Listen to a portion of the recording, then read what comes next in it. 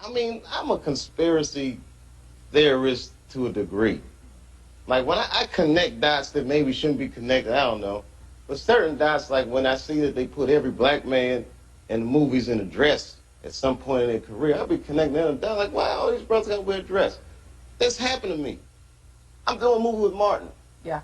The movie's going good. So I walk in the trailer. I'm like, man, this must be the wrong trailer because there's a dress in here. They come in.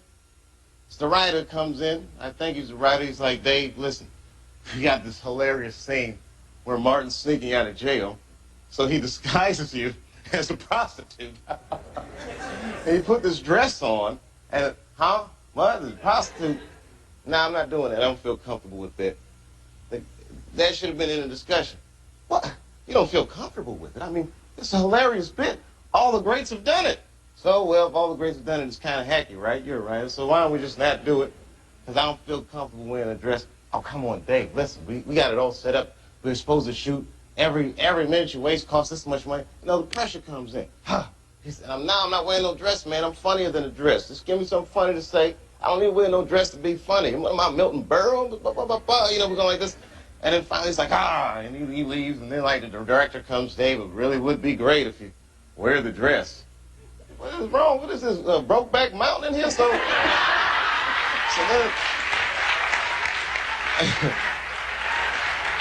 like, wear the dress. I don't want to wear the dress. I want to wear this dress. You know what I mean? This is, oh, gosh, this guy's so difficult. They leave. Now the producers comes, come on, David, would be so great. I mean, and then I started thinking about it. All the comics that I've seen, man, you know, strong brothers, why they be putting us in these dresses? But the minute it was clear, I was adamant, I'm not wearing a dress. I'm not wearing the dress. All right, fine. Think of something else. Guy comes back 10 minutes later, the whole new scene. Hot damn, how did you write the scene so fast? You know, it's like, so you gotta take a stand. When I tell you what I'm about to tell you, you will be told my opinion. Peace, love, and zen, everyone. What's going on? I know you can tell by my voice that it's like gone and hoarse. I hope it's not too annoying. Bear with me while we get through this. You just heard Dave Chappelle explain his experience within the industry and the push for him to wear a dress. This has been a constant trend throughout Hollywood, and I'm curious to know who's noticed it. There are many theories as to why male figures are seen wearing a dress at least once in their career, and we're going to explore those theories today. I have to note that this video is not to judge or pick apart people's sexuality, gender norms, or anything like that. This video does not welcome or promote any slanderous, derogatory, or demeaning energy. This video is just another conversation regarding a reoccurring observation throughout the entertainment industry. It's clear that there's a specific and continual agenda being pushed. Other truth seekers, such as myself, have been trying to figure out why styling men in feminine clothing is so common, especially when it appears not to be the individual's original aesthetic or these men are claiming to be heterosexual. For example, when Kid Cudi came out, he dressed drastically different than how we see him today. A lot of these men are pressured and persuaded over time to change their looks. With movies and shows, it's been normalized, but if you stop and think, it's sort of confusing, which then turns into concern. Do these men have free will in how they are perceived to the masses, or is there something bigger, more sinister, that's controlling them? I know there are people who believe these men are finally just becoming themselves, but my question is, who were they before? It did not take long for Lil Nas X to come out as gay, for he thought people already knew, and he still received acceptance and love and support. Obviously, this has to do a lot with today's times and how accepting and inclusive we have become as a society. However, I also thought one of the main points to accepting differences was the power in letting people choose, not forcing or programming a certain idea. So my question is there a quote-unquote gay agenda, and what does that even mean? Okay, first I want to say thank you to the gay agenda. Let's go, gay agenda!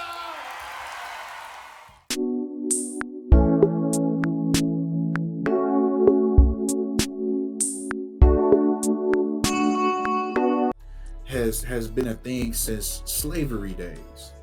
And what they used to call it was they call it buck breaking.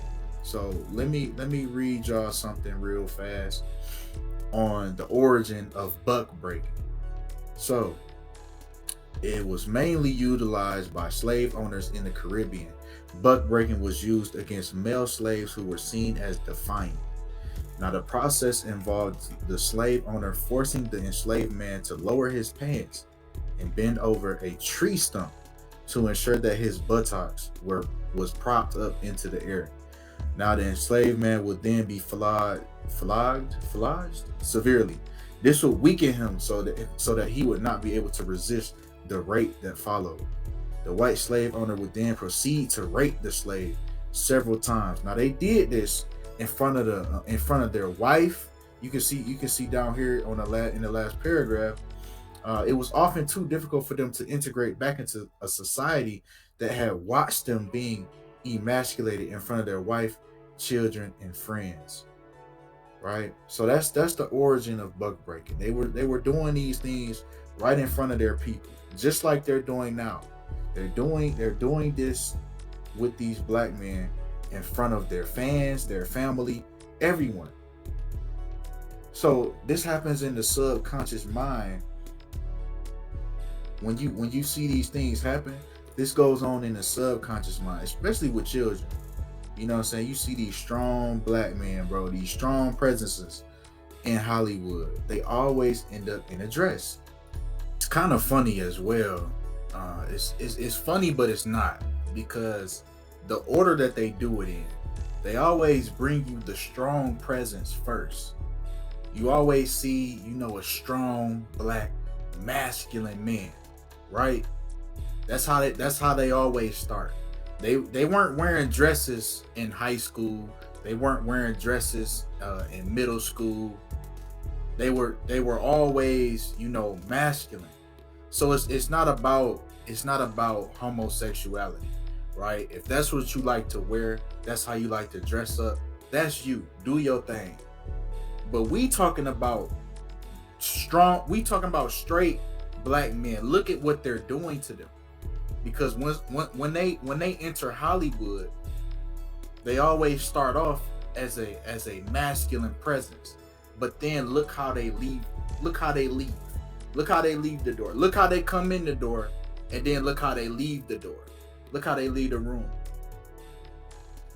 And we can't just put the blame on the industry. Now, these dudes have the sole decision to do this. These dudes are willing to bow down to the agenda just because they want to move on to the next level. So we have to hold these guys accountable as well. You see what I'm saying? They're willing to do any and everything to get to the next level. So this is what they have to do. They have to go through this ritual. This is why they do it. They want to see, how bad do you want this money? Are you willing to sell out your people? Are you willing to push this certain agenda? Are you willing to emasculate yourself in front of your family, your friends, your people? Just like the buck breaking. But this time, these dudes are allowing the buck breaking. Back then, they was getting forced to be buck broken. But now, look how things have changed. Now it's a choice. Now that y'all have a little history behind this ritual, let's take a look at some of the household names that have succumbed to the agenda of dressing feminine but promoting heterosexual masculinity. Again, this isn't to bash anyone who chooses to dress like the opposite sex. This is just shining a light on those who claim to be one way but do another. It's confusing, and the devil brings chaos and confusion. You have to be mindful of what you allow to enter your mind. Entertainment. The point of that is to stain your subconscious so then it runs and fuels over your mind and you're completely blinded to things that normally would stick out to you. I think that those who are actually embracing who they are, they should do just that. Don't hide behind labels just to maintain a certain level of clout or recognition, because then you're just mocking both sides, and that can be dangerous. For example, I heard that Jaden Smith recently came out as non-binary, which would explain why we see them in what's considered both traditional masculine and feminine clothing. Regardless of people's sexual orientation or gender identification, my point is to say that men, either homosexual or heterosexual, are photographed and styled in dresses at least once or multiple times in their careers, which is then rewarded with more exposure and promotion-like grants.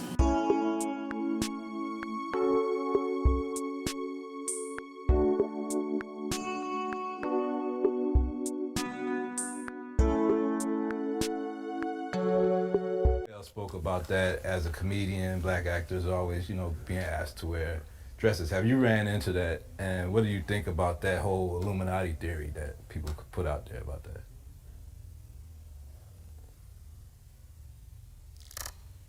Well, thanks for that softball question. It's two answers. First of all, let's be very, very clear. It is possible that there isn't anything funnier than a guy in a dress. And if that's the case, then it might also be said that there's nothing funnier than a black guy in a dress. Okay, well, I watched all of my friends throughout my entire life be able to dunk a basketball, but not me. So everybody can't do everything. So, some of us make choices. I think it's not a biggest choice for others. I'm saying at the end of the day, Kevin doesn't have to worry about what people are going to say about him wearing a dress because of the long line of dress-wearing people before him. So now we have Big Mama's house 1, 2, and 3. Yeah. I've never seen Medea in a pantsuit. I think she wears dresses. So now I'm saying, why are we picking on poor little Kevin Hart? Because it was his turn next. It was his turn next. His turn next. Okay. Some of us are against the Illuminati, and we are against the Illuminati at our own detriment. When people are against the Illuminati, then they get punched in the face all the time. The press hates them, and nobody likes them. Former basketball player Kwame Brown has a lot to say. He's been very vocal about what he thinks is an agenda by the entertainment industry to destroy black men through emasculation. Kwame in the room with NBA players for when they ran by white boys anyway. And I can speak about it, because when I played, I had to shut my mouth too. There's 2 ways you can go. You bite the apple and wear them dresses like Russell Westbrook or whatever the his name is. I don't even want to say his name no more. But this ain't his first time in a dress. So I don't know why people so alarmed. They've been wearing dresses and weird ass shit. But see, like I told you, LBJ said, your leaders, they'll give them to you. And just because this nigga can jump high and play basketball, not nary nigga, not no Geechee nigga, not no guy I ever was raised up with, gonna be walking around the goddamn streets with a dress on and some mother boots and get my respect and say he heterosexual. Now if you cool, my cousin, I don't give a I got girl, female cousins, male cousins, it don't matter about that. But when you say you are a heterosexual male, and that's what you do, you. And that's my opinion, nigga. So if you wanted my opinion on that, I think these niggas is exposing exactly what I said. These celebrities bite that motherfucking apple. And I never bit no apple. I just shut my mouth. That's how you gotta do it. You gotta shut your mouth or bite that apple. And there's plenty of niggas like me that's just not talking. Cause that weird ass they around is weird as what kind of nigga y'all, what hood y'all, these niggas supposed to be from? Nigga in high heel boots and a mini skirt. Nigga, the wrong with you?